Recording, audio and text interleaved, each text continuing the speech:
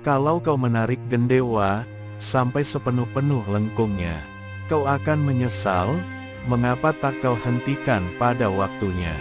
Kalau kau mengasah pedangmu seruncing-runcingnya, ujung pedang itu takkan dapat bertahan lama.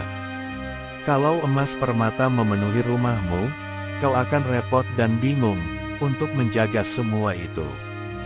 Menyombongkan harta dan mengagulkan kedudukan, berarti menyebar benih keruntuhan. Mengasolah setelah tugas selesai, sesuai dengan hukum alam.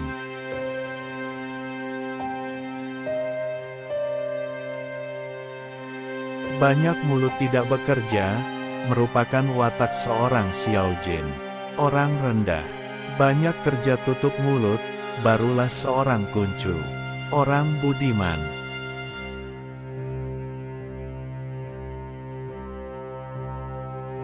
Mencari keburukan orang lain, sama mudahnya seperti kita mencari kerbau di ladang.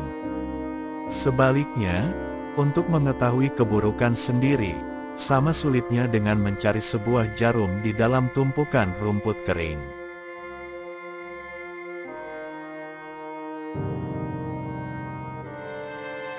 Binatang menggunakan kekerasan, karena dia tidak berakal. Maka seorang manusia, lebih rendah daripada binatang, apabila dia melakukan kekerasan.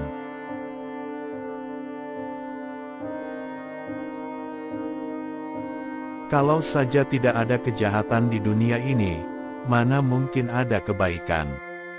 Siapa mau bicara kebaikan, bila tidak ada kejahatan? Siapa bisa mengatakan baik, kalau tidak ada buruk? Dan mana di dunia ini ada orang berbudi, kalau tidak ada orang jahat? Kejahatan merupakan imbangan daripada kebajikan, seperti negatif, menjadi imbangan daripada yang positif. Kalau salah satu tidak ada, mana mungkin dunia bisa berputar, dan matahari bisa terbit dan tenggelam.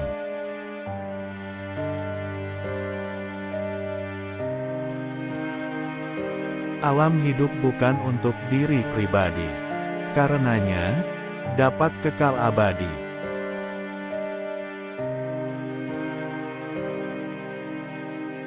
Menggunakan kepandaian untuk menghina orang, sungguh tak patut sekali. Menangkan orang lain hanya memiliki tenaga besar. Menangkan diri sendiri, barulah betul-betul patut disebut kuat.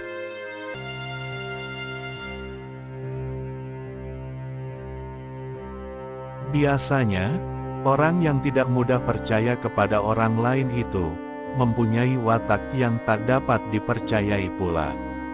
Karena hendak mengukur watak orang lain seperti wataknya sendiri, maka dia selalu merasa khawatir kalau dibohongi orang.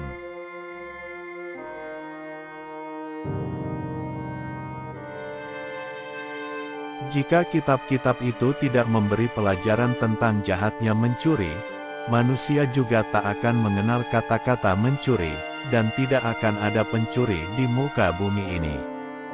Kalau orang tidak membaca dan mendengar tentang pelajaran peri kebajikan, yang menyatakan bahwa membunuh itu tak baik, orang tidak akan mengenal kata-kata membunuh, dan tidak akan ada pembunuh. Kalau saja orang tidak mendengar sebutan kejahatan dari dalam kitab, orang tidak akan mengenal pula kata-kata kejahatan, dan tidak akan ada kejahatan di dalam dunia ini.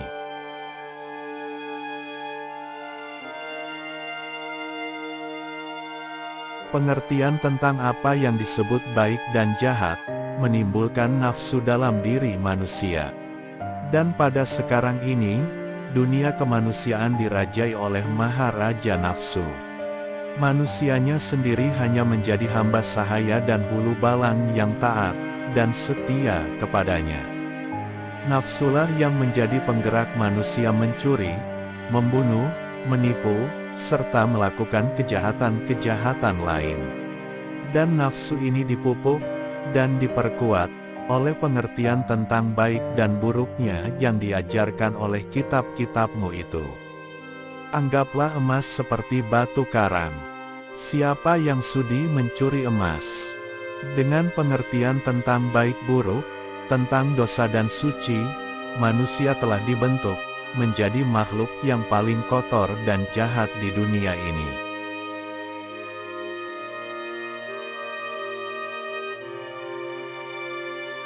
Manusia membunuh sesama manusia, hanya terdorong oleh iblis.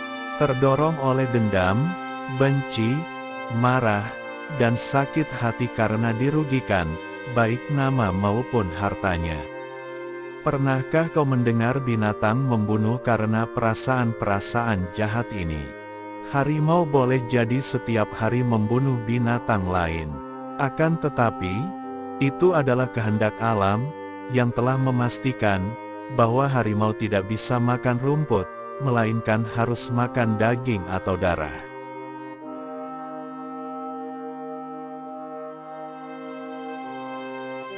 Terima kasih sudah menonton. Semoga bisa menjadi inspirasi. Mohon dukungan dari para seciung dan secije dalam bentuk like dan subscribe.